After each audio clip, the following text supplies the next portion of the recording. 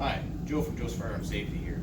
In today's video, we're going to be taking a look at one of the handguns that you'll be using in the Canadian Restricted Firearm Safety Course. So we have here a double action revolver.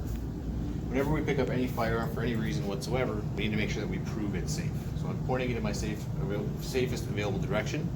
I want to remove the ammunition. To remove the ammunition, I'm going to open up the action. There is an ejecting rod just underneath the barrel here. You'll pull that out, and then with my trigger finger on the opposite side, I'm going to push that to the side, and the action will open up.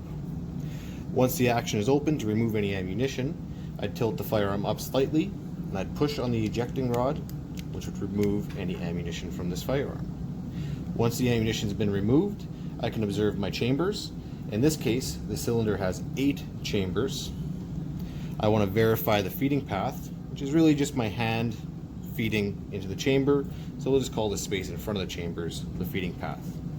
The last step in my proof procedure is to examine the bore. Now you can examine the bore either visually from the muzzle end with the action open, or you could use a cleaning rod with a tight fitting patch. Fit the cleaning rod through, comes out the other end, and we know that the firearm is proven safe. To load this firearm, before we start putting our ammunition in it, we need to know what ammunition it uses.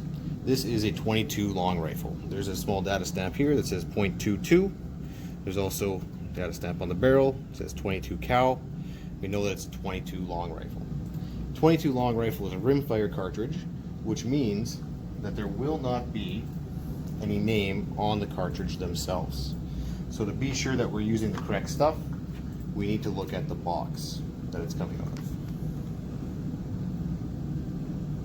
So I'll place 2 of my .22 long rifle cartridges into the chambers, close up the action, and that is my loading procedure completed. Normally the last step in your loading procedure is to engage the safety. There is no manual safety device on this firearm for you to engage. To unload this firearm, you're simply going to prove it's safe again. Pointing the firearm in your safe direction, removing the ammunition. Sometimes you don't even need to use that ejector rod to get the ammunition out. Observing the chambers, verifying the feeding path, and then examining the bore, either with your cleaning rod or a visual inspection. And that's the loading and unloading of the double action revolver.